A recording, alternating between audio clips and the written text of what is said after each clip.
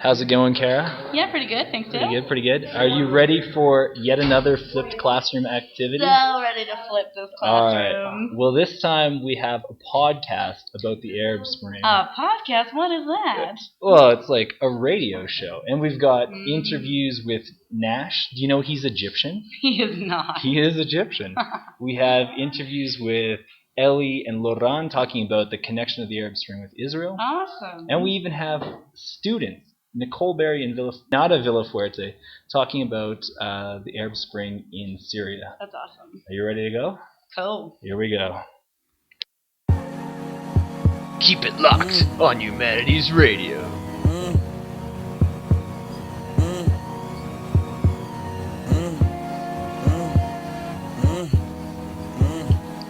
You are listening to Humanities Radio.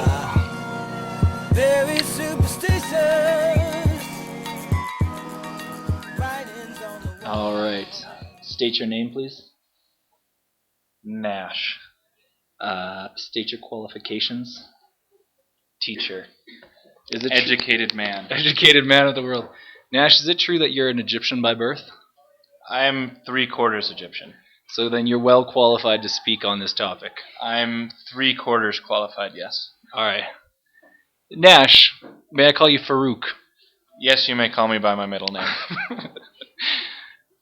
Farouk, what would you say, in your own words, what is or what was the Arab Spring? The Arab Spring is a continuing movement to overthrow dictators in the Middle East and to put in place democratic governments. And how old is this movement? That's a tough one, but I'd say we're looking at since 2011. 2011, January 2011. And in most countries, the results of this are clear in the last 2 years, and in some countries, it is an ongoing struggle. All right, so why don't we hear like 3 countries, like what has happened in, say, Egypt versus Syria versus, well, I'm going to keep the third one a secret for now. That's fine. So in Egypt, Mubarak, the former dictator, was successfully overthrown, and a democratic government has been elected. And what is the new government like? Well, here's the problem. We in the West like the idea of having democratic elections, but we don't always like the people who are elected. So the Muslim Brotherhood has been elected in Egypt. So we like the idea that the Egyptians were able to vote. We don't like who they voted for. And what ended up happening with, say, Syria? In Syria, the revolutionary movement was unable to overthrow the leader, and there is a continuing bloody civil war in which the rebels wish to have a new democratic government, and the established government wishes to remain in power. And is it true you're 3/4 Egyptian but 1/4 American? That's right? That's right, and that's the part, to me, that means the most. Would you say America had a bit of its own Arab Spring at the same time? It's very possible that you could say that the United States had its own democratic movement, populist movement, which could be considered to have been Occupy Wall Street. Ah, very, very good. All right, the last question I have for you, Nash Farouk, is, so what is your favorite flavor of Egyptian ice cream anyway? Camel. All right, Nash. Thank you for your time.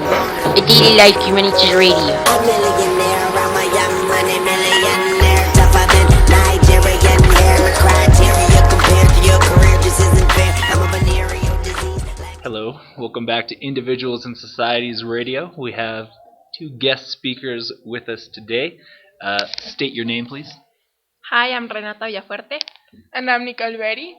Now, girls, do you have any idea why I would have asked you to speak about Syria? Do you have any qualifications that make you professionals on this subject? Well, we've been through this subject in the former humanities class, and also we're involved in the UN world, so we are aware of this topic and what's been going in Syria. Nicole, do you follow current events? I totally follow current events. I read news almost every day, and I'm completely aware of what's happening in Syria. Fantastic. Well, thanks for doing this today. My first question is for Nicole. Why were the Syrians upset with their government, and why did they demand a change during the Arab Spring?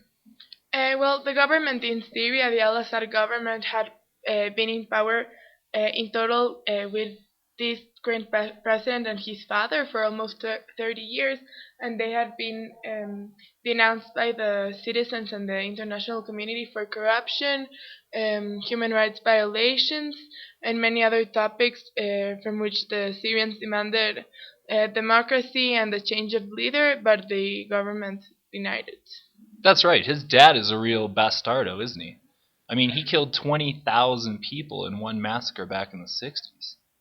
And they've actually been asking for this for a change of government since the 1960s. So my question for you is, everything, in Syria is very, very bad right now. Why isn't the UN doing anything to stop it? Because there are internal problems in Syria. There are been several disputes between the government and the people, and the government won't let other organizations to intervene in the country. And also for the United Nations to take direct action on a country, that has to be approved by the Security Council, and the Security Council cannot work unless countries like Russia and China support this kind of solutions. But China and Russia actually support the Syrian government, so they do not allow the United Nations to intervene. That's crazy, though. I mean, if the Syrian government is killing thousands of people every month, why would Russia and China not want to support intervention? For their own economic and political goods, because they are allied with Syria's government, not with Syria's people. But what could Syria possibly have that, say, China wants? Petroleum, natural resources, economic resources. China and Russia are actually selling guns to the Syrian government in exchange for petroleum, money, and other resources, and of course alliances. That's really, really sad to hear. So I wonder if you could both tell us, the last question I have for you is, where is Syria at right now? What is exactly happening? Is it still protests? Is it a conflict? Is it a war?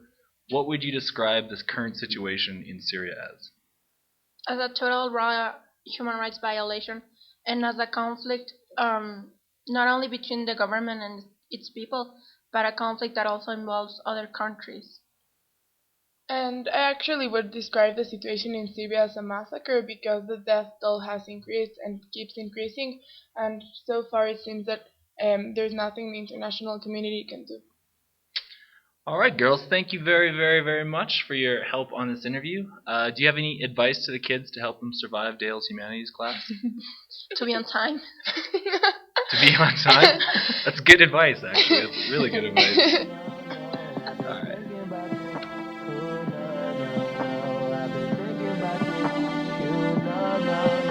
A tornado flew around my room before you came. Humanities Radio. Usually doesn't rain. For 700 kids, what do you want this time? You have no time. Welcome back to Humanities Radio. State your name, please.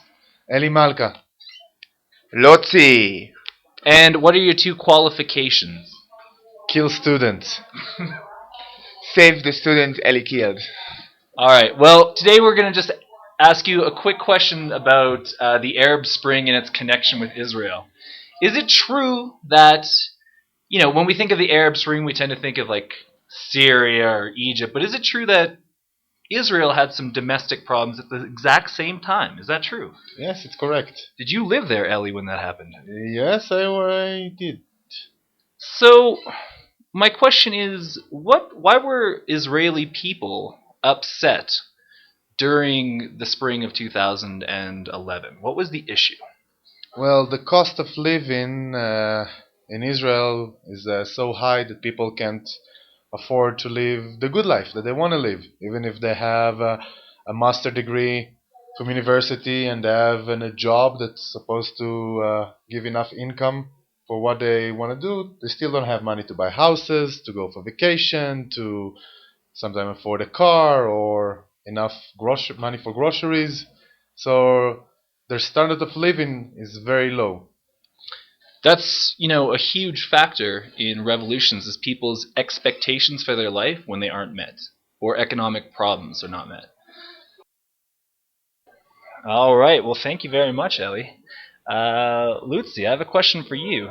What does all this change in the Middle East mean for the state of Israel in terms of international relations?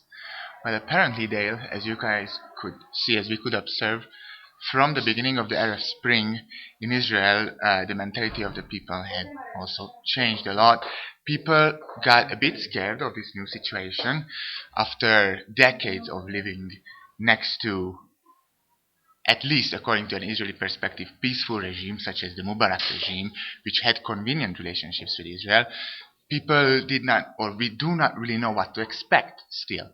What we definitely know is that according to an economical perspective, we can see that these new brotherhoods, and the Muslim Brotherhood, for instance, although according to their outrageous ideas about Zionism, they maintain a convenient economic relationship with Israel.